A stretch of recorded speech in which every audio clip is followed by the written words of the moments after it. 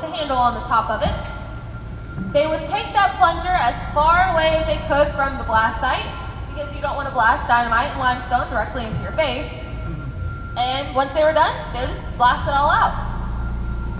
Once it was blasted, they would come back up, pick up all of those chunks of limestone by hand or by horse, and then take it out to wherever they needed it, which, like I mentioned, was for our highways.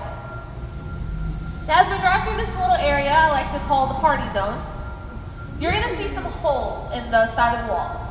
These holes that kind of look like a firework went off right around them are the same exact blast holes that they had used for room and pillar. And as far as floor shot goes, floor shot was incredibly dangerous. And what made it so dangerous is that as you start to make your way down, you start to hit pockets of methane gas. If you didn't know, methane is a very deadly natural gas that has no scent, so you have no idea when it's there. So, in turn, they decided to try to use the canary in a coal mine method. If you don't know what that is, I would just look it up online when you get home. And if it was safe enough, they would continue on. Now, those are about the only two techniques that they had used while they were down here. Along the way, they introduced these things called roof bolts, which I will talk about here in just a moment. And we'll also talk about the techniques that they use for mining in other limestone mines and even coal mines to this day. But before we get to that, I want to talk about our ceiling. So I don't know if anybody had noticed how flat our ceiling is. I do want to let you know, it is real, it's all natural.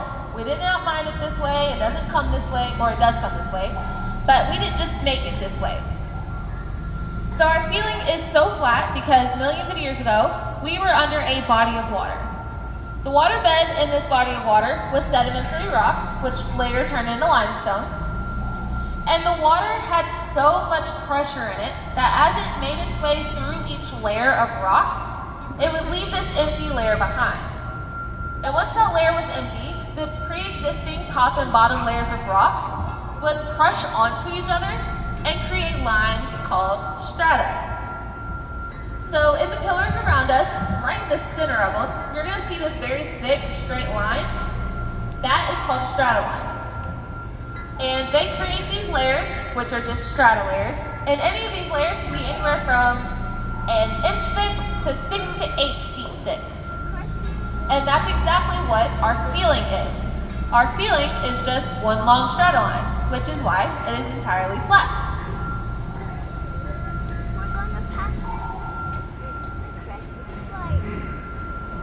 And now that we have stopped, I'm going to go ahead and go over the mining techniques that they use for today and roof bolts.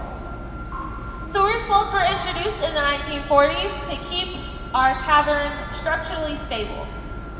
They are 6 to 8 foot long steel rods that they would pour this sticky adhesive all over, almost like a resin, and then drill it into the pillars in the ceiling.